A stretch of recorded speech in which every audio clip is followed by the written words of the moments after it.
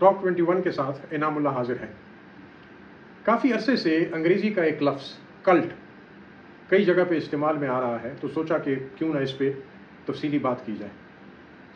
Cult کی اصطلاح ایک ایسے گروہ کے لیے استعمال ہوتی ہے جس کی قیادت عام طور پر ایک کیرزمیٹک اور خود ساختہ رہنما کرتا ہے، جو اپنے اراکین کو حد سے زیادہ کنٹرول کرتا ہے اور جس کے لیے غیر متزلزل عقیدت کی شدید ضرورت ہوتی ہے۔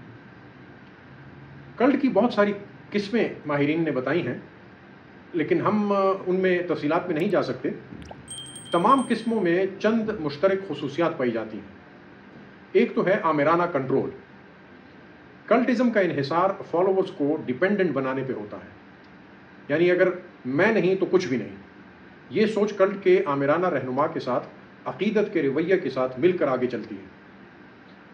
دوسری چیز جو مشترک ہے تمام قسم کے کلٹس میں، وہ ہے انتہا پسندانہ عقائد۔ کلٹ کے ارکان انتہائی کٹر عقائد کے حامل ہوتے ہیں۔ وہ لیڈر سے اختلاف کرنے یا سوال کرنے سے بھی قاصر ہوتے ہیں اور اوروں کے ساتھ گفتگو میں دلائل سننے سے قاصر ہوتے ہیں۔ تیسری جو مشترک قدر ہے وہ ہے ایک فرد کی تعظیم۔ کیرزمیٹک لیڈر کلٹ کے مرکز میں ہوتے ہیں۔ ان خصوصیات کے علاوہ کلٹس کی جو مختلف قسمیں ہیں ان میں کچھ کو ڈومز ڈے کلٹس کہتے ہیں، قیامت کے دن والے کلٹس، سیاسی کلٹس ہوتے ہیں، مذہبی کلٹس ہیں، جنسی کلٹس، سیکس ریلیٹڈ کلٹس بھی گزرے ہیں۔ تمام قسم کے کلٹس میں جنسی زیادتی کا ایک جز ہوتا ہے، لیکن کچھ اپنے بنیادی کاموں میں سے ایک کے طور پر جنسیت پر توجہ مرکوز کرتے ہیں، لیکن ہمارا موضوع شخصیات کا کلٹ ہے، پرسنالٹی کلٹ۔ شخصیت والا کلٹ ایک سیاسی رہنما پر مبنی ہوتا ہے اور ان کی طاقت کو نافذ کرنے، ان کے نظریے کو بڑا کرنے اور ان سے وابستہ حکومت کی حکمرانی کو قانونی حیثیت دینے کے لیے ڈیزائن کیا جاتا ہے۔ اب یہاں ضروری بات یہ ہے کہ ان کو باقاعدہ پلان کے تحت ڈیزائن کیا جاتا ہے۔ تاریخی طور پر یہ میس میڈیا اور پروپیگنڈے کی ٹیکنیک کے ذریعے تیار ہوتا ہے۔ شخصیت کا کلٹ آج کل جدید سوشل انجینئرنگ کی ٹیکنیکس کے ذریعے قائم کیا جاتا ہے۔ عام طور پر ریاست کے ذریعے ہی ہوتا ہے یہ۔ شخصیت کے کلٹس اکثر مطلق العنان یا آمرانہ حکومتوں میں پروان چڑھتے ہیں، یعنی ڈکٹیٹوریل مزاج کی حکومتیں ہوں ان میں پروان چڑھتے ہیں، بلکہ ٹو بی مور اپروپریٹ پروان چڑھائے جاتے ہیں۔ ان کی باقاعدہ پرورش ہوتی ہے۔ ریڈیو، ٹیلی ویژن، انفارمیشن ٹیکنالوجی اور پھر حال ہی میں سوشل میڈیا جیسے ذرائع ابلاغ کی ترقی نے سیاسی لیڈروں کو عوام کے سامنے جس حد تک اپنی ایک مثبت تصویر پیش کرنے کے قابل بنایا، ایسا تاریخ میں پہلے کبھی نہیں ہوا۔ ذرائع ابلاغ نے قومی رہنماؤں کی شخصیت کے کلٹس کو بنانے میں اہم کردار ادا کیا ہے۔ شخصیت کا جدید کلٹ بڑے پیمانے پر اس وجہ سے پیدا ہوا ہے کہ میڈیا کے ذریعے لیڈر کو خاص طریقے سے تمام مسائل کے حل اور ایک نجات دہندہ مسیحا کے طور پہ پیش کیا جاتا ہے۔ میڈیا کے پھیلاؤ اور عام ہونے کے ساتھ ساتھ شخصیت کا یہ جدید کلٹ بھی تیار ہونے میں آسان ہو گیا ہے۔ لیکن جب ایسا لیڈر مصنوعی طور سے بنا لیا جائے تو پھر اسے قابو میں رکھنا ممکن نہیں ہوتا، کیونکہ وہ سچ مچ خود کو ایک نجات دہندہ اور مسیحا سمجھنے لگتا ہے۔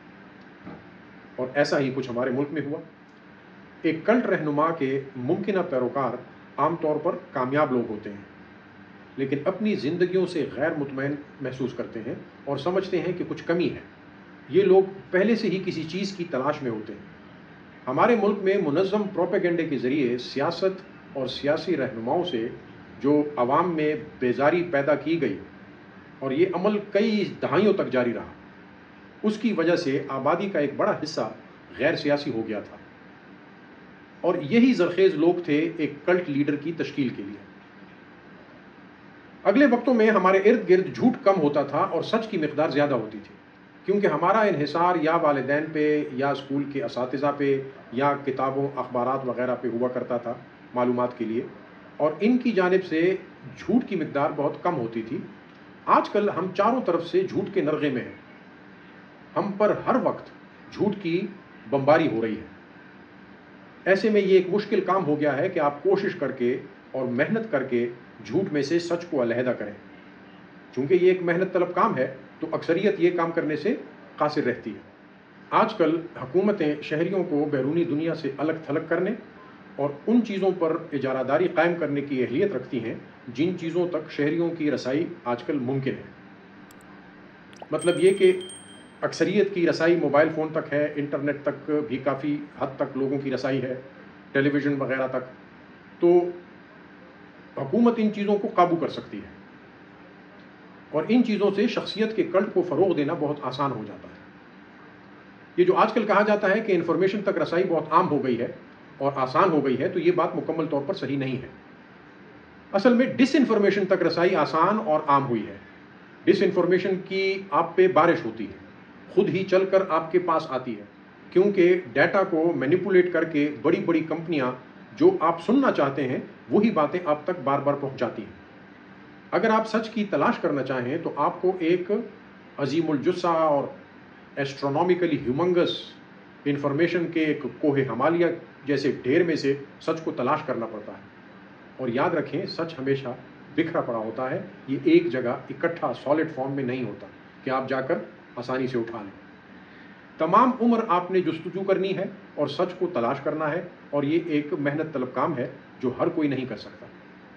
ایسے میں میڈیا پر اور سیاسی رہنماؤں پر بڑی ذمہ داری عائد ہوتی ہے کہ وہ عوام تک سچ پہنچائیں، لیکن قوانین کے کمزور ہونے اور کاروباری مفادات کی اور پروفیشنلزم کی کمی کی وجہ سے میڈیا عوام کی سطح پہ اتر کر ان کی رہنمائی کرنے کے بجائے عوام کی دلچسپیوں کو فالو کرنے لگتا ہے، جس کے نتیجے میں کل شخصیت کا جو فالوور بنتا ہے اس کے ساتھ بحث مباحثہ اور دلائل پہ بات کرنا نہ صرف مشکل بلکہ ناممکن ہو جاتا ہے، کیونکہ وہ دلیل کی زبان نہیں جانتے، اور یہ جاننا ان کے لیے ممکن بھی نہیں ہوتا کیونکہ وہ شخصیت کے جادو سے میسمرائز ہو چکے ہوتے ہیں۔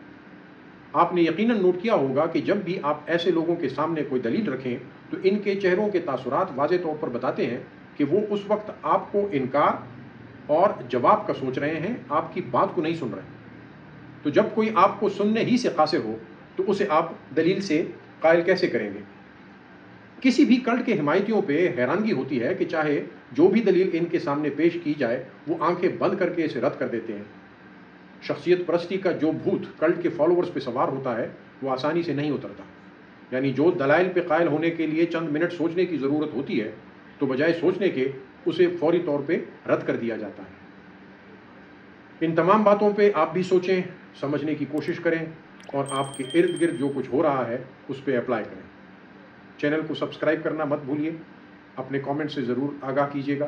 خدا حافظ۔